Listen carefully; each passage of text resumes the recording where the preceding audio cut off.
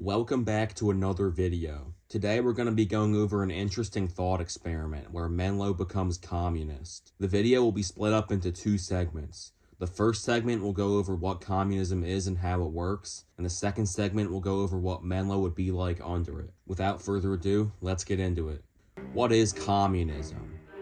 Communism is generally defined as a political and economic ideology where profit, wealth, and the means of production are shared by everyone. Everything is owned by the community. Thus, goods and services are distributed according to the needs of the people. There is no private property. Private property is defined as property that is used to extract profit from the labor of others. Private property does not mean personal items that someone might use, like their house or clothing. Communism seeks to create a classless society where everyone is equal. Communism argues that capitalism is unjust, as the upper classes exploit the lower classes, and that the lower classes should revolt to create a classless and equal society. Under communism, the government controls the economy and distributes resources based on who needs them. Everyone is guaranteed a job in a communist society. An important thing to note is that there are many forms of communism. For the purposes of this video, we will be talking about communism seen in historical communist societies, such as the Soviet Union. Communism is a complicated topic, and when most people think of communism, they really think of socialism. For example, the Soviet Union was a socialist state ruled by a communist party, but most people just call it a communist country. True communism is defined as a stateless, moneyless, classless society. Thus, true communism has never been adopted. The various so-called communist countries throughout history were really socialist countries, because the very existence of a communist country is impossible. Despite this, many people still think of countries as communist, and for the sake of simplicity, I will be calling it communism, even though I'm technically talking about socialism. Going into how Menlo would work in a truly communist society is beyond the scope of this video. You'll have to scope out other more intellectual resources to figure out how true communism works. I'm not smart enough to accurately create a video on this topic. I don't consider myself an expert on political ideologies, just someone who thinks it's an interesting topic to explore. With all that out of the way, let's talk about what Menlo would be like under communism. Here's a scenario. The United States becomes communist. How would this new system impact Menlo? It's important to note that we will only be looking at how communism would affect Menlo, not society as a whole.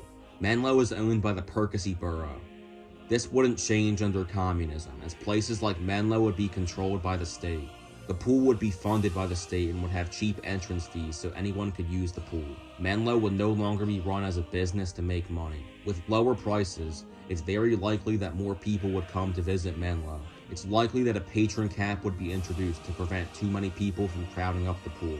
The snack stand would probably still exist, but it would be different. Food would be offered at a lower cost, as the snack stand would not be run for profit and would be owned by the state.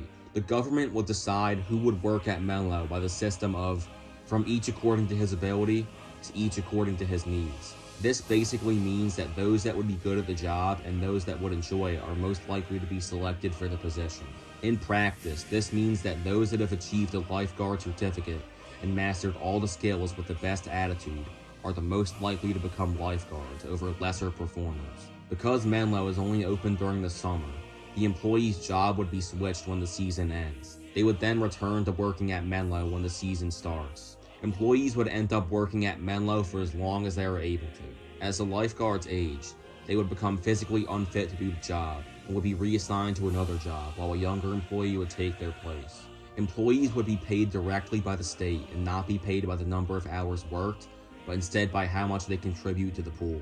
Lifeguards that tend to not whistle at people or slack off when doing cleanup duties would be paid less. A higher number of hours worked wouldn't necessarily mean higher pay, but the two would be heavily correlated. A higher number of hours worked would mean a greater contribution, provided the employee actually does their job. Thus, they would be paid more. All management positions would immediately be abolished, as this would be seen as unequal.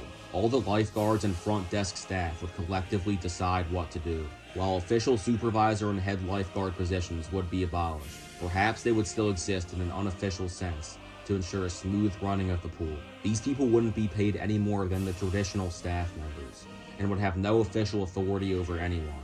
All employees would be equal in this system. It is also likely that Menlo under communism would have less rules, The main reason that we have so many rules at Menlo is because it would be bad if people get hurt, because they could then sue Menlo. Under communism, this wouldn't happen, as there wouldn't even be an option to sue Menlo under this system. If people tried to criticize Menlo and by extension the government, they would be brutally suppressed. If all this sounds inefficient or confusing to you, that's because it is. The truth is that communism in the way I'm describing it has never worked. Over the course of the 20th century, dozens of communist countries have existed, but eventually communism was phased out in these countries. Today there are only 5 communist countries: China, North Korea, Vietnam, Laos, and Cuba. China, Vietnam, and Laos aren't even fully communist, as they have capitalistic elements in their economies. North Korea is basically just a cult, and Cuba isn't exactly thriving or anything.